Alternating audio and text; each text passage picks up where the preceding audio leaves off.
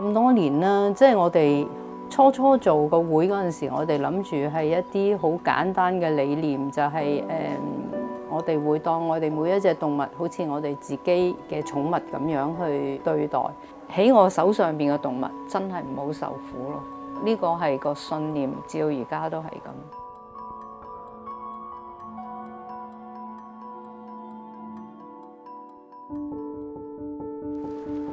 你過嚟先，企喺度先。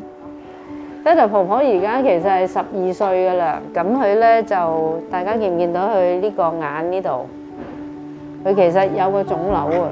獸醫而家係如果嗰個瘤咧冇影響佢呼吸啊，咁佢 OK 嘅。咁我哋而家決定咧係俾佢喺度好開心咁過日子。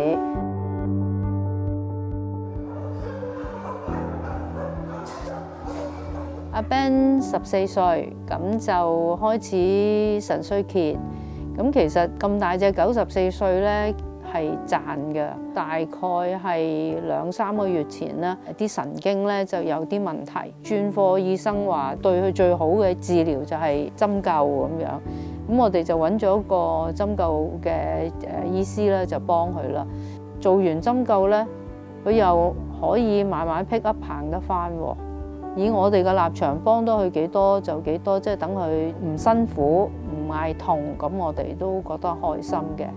咁happy life 咯。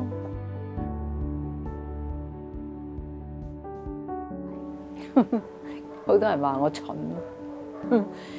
其實佢堅持不殺不棄，其實係真係好難嘅。但係如果你攬住即係過百隻嘅動物，唔係一句齋堅持就可以，咁自己真係要去諗方法咯，要去揾到一啲錢翻嚟。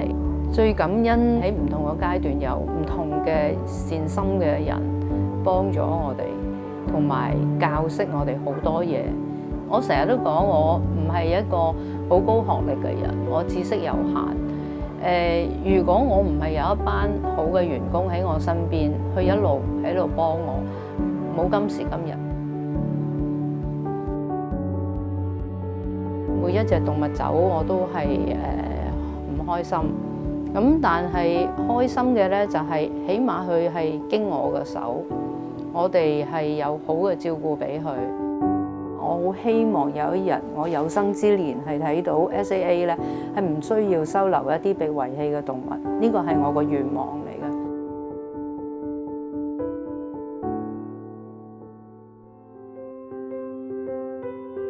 呢度咧就係我哋咧同政府申請嘅地，希望我哋可以利用到呢度起到一個啱我哋嘅，俾我哋啲小動物住嘅地方。同埋做到有一個好啲嘅會址、穩妥嘅屋俾佢哋咧，咁我就安心。